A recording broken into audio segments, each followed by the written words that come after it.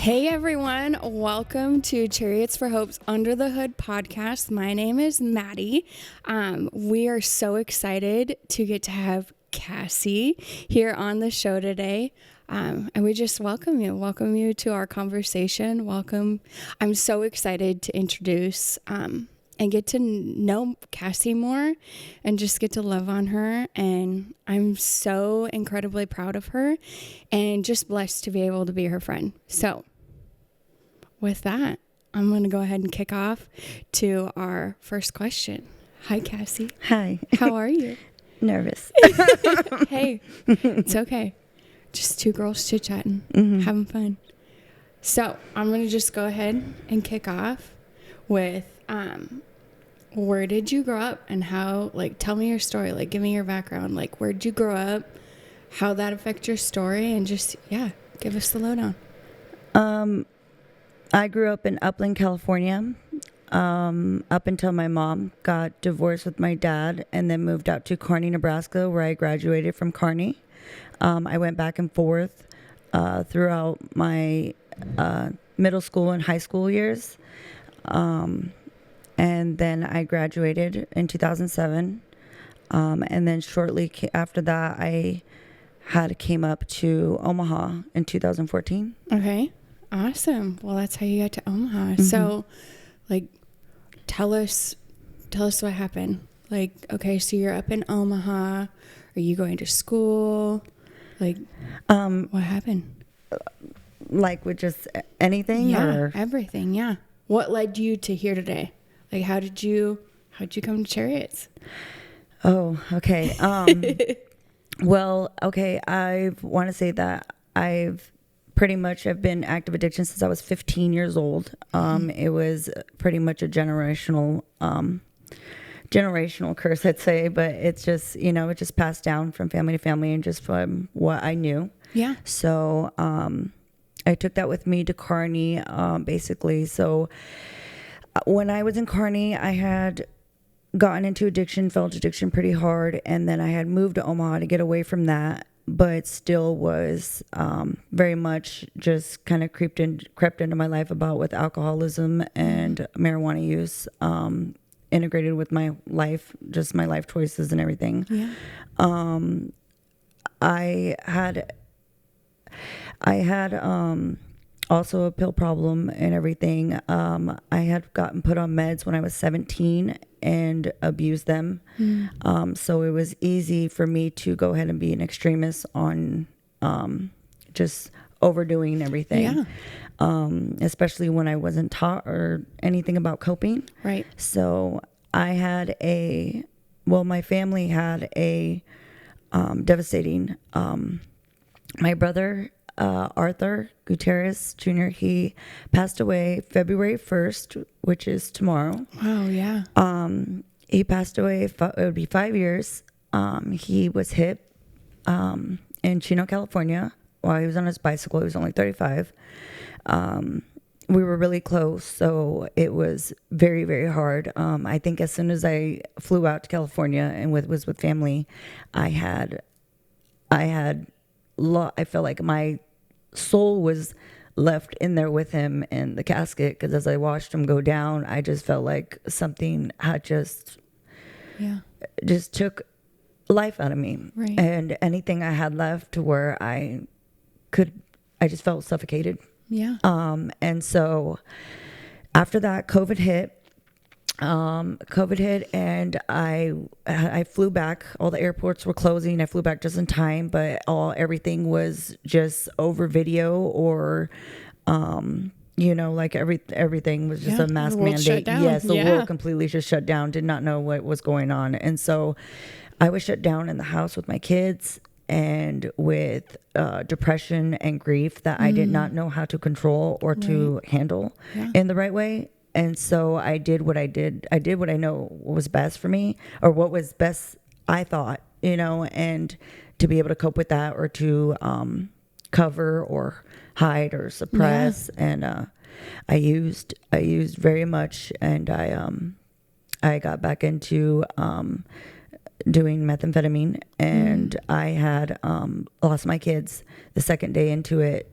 I went back to Kearney to be with my family, which I already knew what they were already into as well. And I had just jumped on that, and I didn't care. I cared for a split second when I had somewhat of a clarity moment, but as soon as the kids were taken, I think I just put it in my mind at that moment. And also I just felt like that devil was creeping into my soul and just my head about, I did not deserve, I was not deserving. Like I was better off with what I was doing at that moment. And, I went on the run because I was also on probation already for DUIs and stuff like that since 2019. So I went on the run, and then I also collected more charges, even in Buffalo County. So I was on the run in 3 different counties. Wow. In Buffalo, Hall, and Douglas. I went on the run for 2 years. And then I got wrapped up into to wrong people who did wrongful things that they would describe it as trafficking.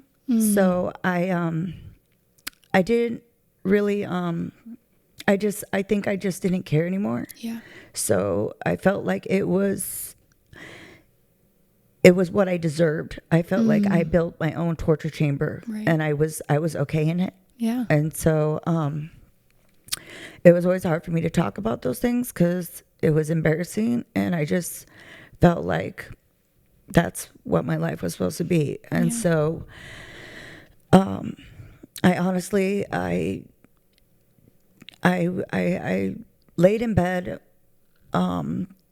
using all the time, and I had wished that my life was just taken. Like I wish that something would have happened to me to where my life could have just ended there.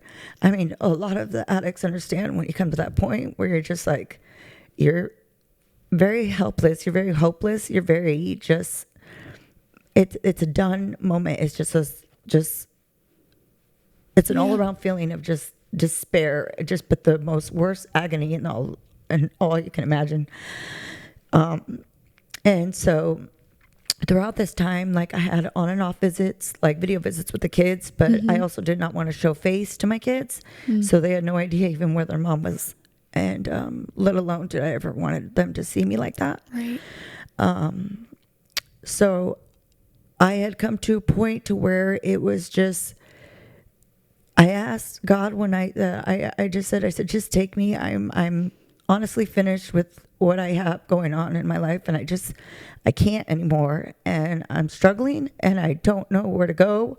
I don't know how to ask for help. I was homeless. I struggled with everything, and I have burned bridges. I've lied. I've manipulated. I was just not okay. Yeah. So when I had a moment of clarity, I had reached out and asked for someone to come pick me up from where I was at, because I had realized that something was going on to where I was being put to sleep, and that I didn't understand what was going on. I would wake up with those feelings of just like, what am I doing? What's going on? And just the not knowing, and just, and I don't know how to explain it, but it honestly felt like I got a sense of light just breathed into me, or just breath breathed into me. And I reached out. They had came to pick me up immediately, and took me to Bryan Medical West detox for 5 days. And throughout those 2 years, I had went to from Family Works, through active addiction, and Carol Duran, the director there, she was still in touch with me. And like when I would call her and tell her, I'm on my way. I think I was the person they say that has the record for the one always calling and saying that I was going to be there, but it was like 23 times that I said I wasn't, and they would send rides all the way to Kearney even just to come get me. Wow. I just felt like that nobody would have done that for anybody unless it was a God thing for someone to have that, just that belief in someone, and she did. And so once I called her when I was in detox, she told me it'd be about 30 days, but the Bryan Medical West Center wouldn't even let me go to the treatment they had connected there because they said I had more of a dual diagnosis problem due to everything that I had expressed about what's going on. So I called Carol Duran to let her know that, and I called the safe houses here in Omaha, the Sanctuary House. Yeah. It's through Heartland Services as well, and they Ubered me from Lincoln, from the detox center, right after I got a detox, and they did it all privately, so nobody would know my name or know anything about me. They kept me there at the Sanctuary House and kept me housed and clothed and showered, and just got me prepared to go to Family Works that Monday, because Carol Duran made sure that there was room enough for me to be there by Monday, even though she told me 30 days. But she was like, she had a belief in me that I just truly know that God has only sent certain people in your, sends people in your life for a reason, and in your path for doors to open and also to close. But I felt like if it wasn't for her, believing in me at that moment, and at those times, I don't know, because it only takes one person and someone's sincere heart for recovery, and she was there for me, and so was Nebraska Family Works. I maintained sobriety, staying there a whole year. Wow. I stayed there for a whole year. I didn't even want to leave. They had to beg me to leave. Well, they didn't beg me, but they were just like, Cassie, we will get you set up. We will make sure you're okay. And I'm like, I'm fine. This is great. Just leave me alone. I'm already set up. You guys, I'll be all right. I'll be over here. And I was supposed to go to Catherine Riley. It was a transitional sober living home, but I had heard from a friend of mine that she was in an Oxford house, and I was really just cautious about where I was going to go. Absolutely. Because at that moment when you step out of treatment, I think it's everybody's worries to go ahead and think where am I going to go? Is it going to be a good fit to the people around me? What is going to happen next? Absolutely. They call it future tripping, and everything, but it's it's hard not to at that moment when you come out, especially when you want this and you're working every bit for it. Yeah. So I went to South Point Oxford House for 6 months, and then I was asked to open a new Oxford women's house called Imagination. So I helped open Imagination in July of last year, opened that house, and then remained there for another year. I've been to the World Oxford House Convention twice now in Washington, D.C. and Orlando, Florida with Oxford House. I feel like if it wasn't for my recovery community and where I'm at, it just has let me in the paths of where I needed to be at this moment. And throughout my recovery in my treatment center, I gained my recovery program through the community with Eunice and Samantha, who have become great mentors to me and spiritual mentors, and had gotten me back into the life with God, and opened my heart up to believe that I didn't need to be angry anymore. Yeah. I didn't need to hate him for what has happened to my brother or blame him, because it's real easy to, and it's an automatic for someone when you just don't understand. But I had to remember, and I had to learn that the devil kills, steals, and destroys and takes. So that is just something I had to learn and obtain in my life. Yeah. And with that, the WCA was also a really good support for me. Yeah. They have been nothing but it's the Women's Center for Advancement for Abuse, and I honestly, they are a miracle as well in my life. Yeah. I had gotten a scholarship through them. It's Buffett's Wife Scholarship. It's a WISP scholarship through them for schooling. As well, I get a case manager who's been working with me continuously every single month. That is the people who showed me the way to Chariots for Hope. And they were the ones who were sponsoring me, and Samantha from New Community wrote a letter on behalf of me. So the fact that these supports have built up to where I am today and to where you guys came into my life, I honestly didn't not think that ever would have happened to me, or to someone like me, especially after everything. And then I started working with Cassie and doing all my transportation class and my insurance classes and everything. And honestly, I just keep building the supports from a recovery community and continuously utilizing that in every single way. Yeah. Community is huge. Yes. I mean, who you surround yourself with impacts every aspect of your life. It's not just recovery. It's, helping with kids, helping with family, navigating new friendships and, God, and just, that relationship you're building with him, and community is huge. Yeah, very much so. I lost my kids in July 2020. And just on January 17th, I just gained custody of my son after almost 5 years. So I am just honestly, I felt like everything was in its own pace and its own way that God wanted to happen, because I've been blessed in the right times at the right moments, especially with the utilization of the vehicle for overnight visits and transferring from school and transferring from foster parents or work, or just barriers that were going to be hard that were lifted from everything. Yeah. And then as well, my oldest started living with me in April. So it's like God has been restoring this in my life, but in a greater way.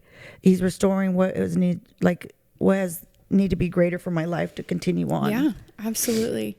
Thank you so much for listening to the Under the Hood podcast. We just wanted to take a quick second to communicate something that is at the heart and center of our organization, and that is the gospel of Jesus. We are a ministry before we are a business, organization, nonprofit, everything. We remove transportation barriers to demonstrate God's love. And God's love to us is that while we were all sinners, all of us, every single one of us, born into sin, desperate in need of a savior, God sent his only son because he so loved the world. That means me. That means you listening to this podcast and everybody else as well. If you've sensed that there's something missing in your life, and I know that I have, and we all at Chariots for Hope know that we have as well, we encourage you, get to know who Jesus is. Not just as this religious figure that maybe a lot of people have communicated to you over time that he might be, but really as a father, a friend, and a savior ultimately. Salvation costs nothing. Jesus is for you. He wants a relationship with you, and he wants to start today. If you have questions, or if you want to know more, if you're interested even a little bit, we would like for you to reach out to us. Thanks for listening to me for a second. Now back to the podcast.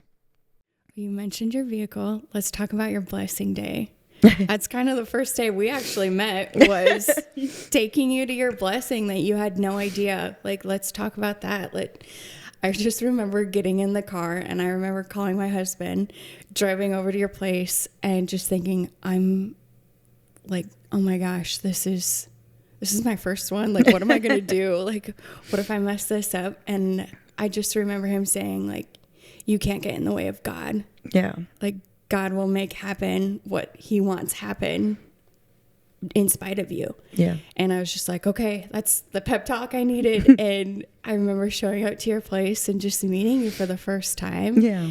And you get in the car and we start driving, and I'm just like, tell me your story. Tell me about you. Mm-hmm. And I just remember driving and thinking, wow, God is so cool.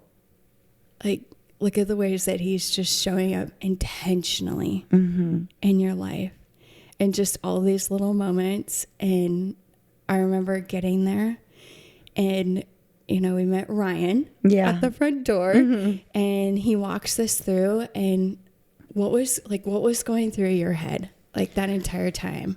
Well, the entire time was I was literally, I think it was like a week of sickness over my kids and stuff. So I was like, okay, it's just an insurance class. I'll just throw a hoodie on and my fuzzy socks and my slides, and let's just get this going. It's just another thing that I just have to do to be able to just check the box to be able to do that. And so as soon as I got there, and he asked for help, and we had to go outside to help and get some files or something out of his vehicle. And I came outside, and all these wonderful people were there. The people from Center Sphere and the ninjas, you call them, the ninjas, angels, pretty much. So it's just I felt like I knew them. In a sense, I felt an overwhelming feeling of God's grace, because I have had to learn to give myself grace. And the only reason why I actually learned how to do that is because of the forgiveness that I had received from him. And so at that moment, it was more than a vehicle. It was an overwhelming feeling of just God's touch, God's hold on me and telling me that I am doing the next right thing. Yeah. And that I am deserving. And that's what somebody told me there. I think it was Michelle. She said, you are deserving. You are deserving. And you are worthy. To hear that, to hear those words, I honestly, it was the most feeling, it was the most just captivating moment and just sincere, genuine love that I felt like it was God's words out of somebody's mouth. And I honestly, it was so powerful to me, because as soon as I laid my hand on that car, I was just so grateful that God puts, those people in your life, and the people who work for Chariots for Hope, and where their hearts are at, to be able to do this for people and who are struggling or who have been through everything, and that there is hope. Yeah. God's hope. And it takes a very special kind of people and God's soldiers, I feel, to be able to walk and do the things that you guys do sincerely. And you can tell you are genuinely all-hearted for the things you do for us. Well, thanks for making me cry again. I feel like every time we meet or we talk, there's just so much, goodness coming from the seeds you've been sowing. And God is so good. And I just feel like every time I reach out to you or I call you or something, you just got more good news, and just your heart and the way God is just moving in your life. That's what fills us. Yeah. That's what keeps us going. It's your guys' stories, and it's just you're overcoming, and you're doing the work, and your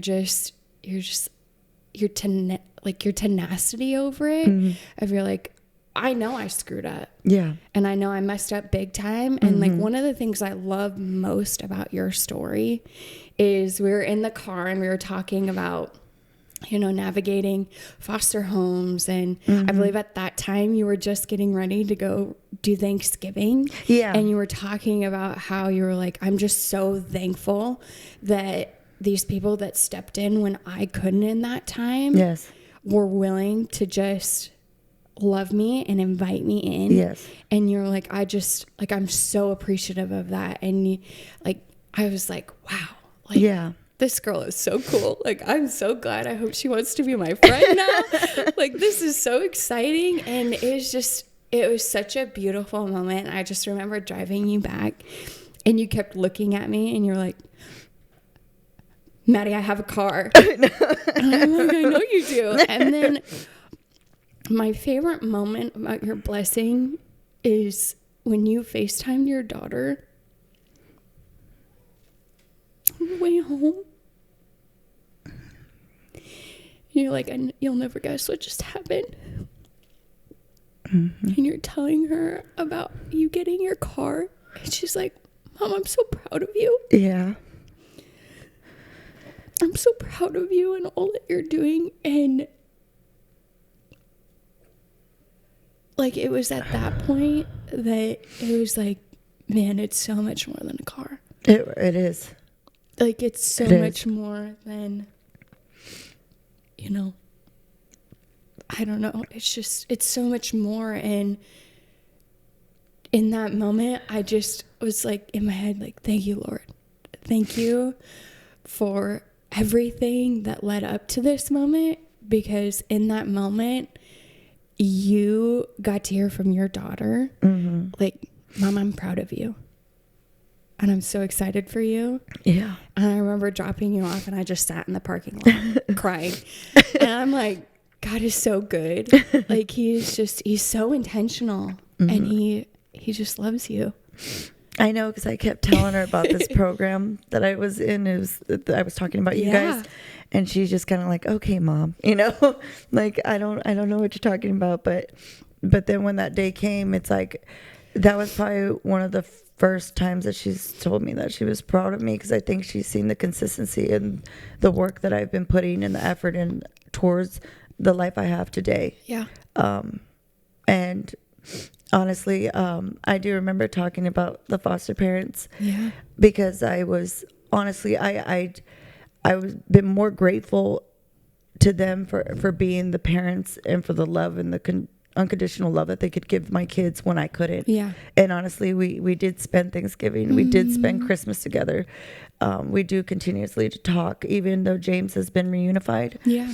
I still give them a day to stay with James, just so they can transition smoothly. And that way they can all still have a piece of each other. I told them if James wants to go on vacation with them, I honestly I didn't want to separate that love or that bond. I honestly, the more people that love my kids, and the more the merrier. Yeah, it takes a village. Yes, it does. And they have been nothing but supportive of where I'm at today. So I've built a bond with them as well. And Addie, she's been my rock this past year, and she's seen who I am, and she was able to validate that for me, for my daughter Emelina, who just got back into my life. Yeah, because Emelina wanted nothing to do with me for 3 years in my recovery, and she asked me the first time in therapy, she asked me to relinquish my rights, and this was last August. So I have been having Emelina in just my life, and just in general, just for God to move in her heart and to open that wound, and to work through her and to heal her in the right ways of just whatever was best for her. And I had just put my faith in him, because at that moment I just wanted the best for her. Right. And honestly, I think it's with so many prayers and prayer cards through everyone, and consistent for 3 years of just giving my faith to him. And she had just spoke for me in court on that January 17th in front of the judge, that she wanted to reunify with Mom. So she said that through in front of the whole courtroom, and just to hear that change of heart, even the guardian lied, which is like, Judge, this is something miraculous, and I don't know how to explain it. And I automatically looked at my sponsor. And I looked at my group, and I was like, God did that. Yeah. Because as soon as he said miraculous, I just automatically knew it was God. Yeah. Because the miracles I have today are only because of him, and for the people he's placed in my life, for all of you. Yeah. God's so good. He is. He's so good. Even when we're in the midst of the unknowns and the chaos, he's still so good. Yep. Okay, so we've talked about everything leading up. Let's talk about after. Every time I feel like I reach out to you, I have another good thing that's happened. And I love it, because I'm like, give me some good news. Give me some good news. So all the kids are back. James is placed back with us, and just getting him transitioned and everything else. And then as well, the judge granted Emelina, they changed my they changed the objective from adoption to reunification for Emelina. Come on. So they just lifting that, it was a lot, and just means a lot right there, because it's just devastating when someone has to hear that after so long. But I knew no matter what, even though that paper said those things, or I felt like no matter what, God had a purpose for me. Yeah. Even throughout all this storm, I just kept going. Yeah. I just kept having faith. And so with that, like, Emelina gets placed back in 60 days. Come on. I just got nominated, and they said, I'm sorry to bust a surprise, but since I'm alumni for Oxford House, and we're the ones who throw the award ceremony, but I got Woman of the Year. Yes. Woo. So I am so happy about that. I'm pretty sure I sent you and Cassie the invitation, and I was like, I need my Cherry Hope family to come and support me. And because I just feel like when those moments happen, it's like I said, it's more than a car, it's more than the award, it's more than any of it. I think it's just my way of being able to speak about what has God done in my life. And it's my moment to be able to share that. Yeah. We're so incredibly proud of you. Thank you. There's so many moments of when you could turn away. Yeah. And you could be like, oh my gosh. Yeah. God, what are you doing right now?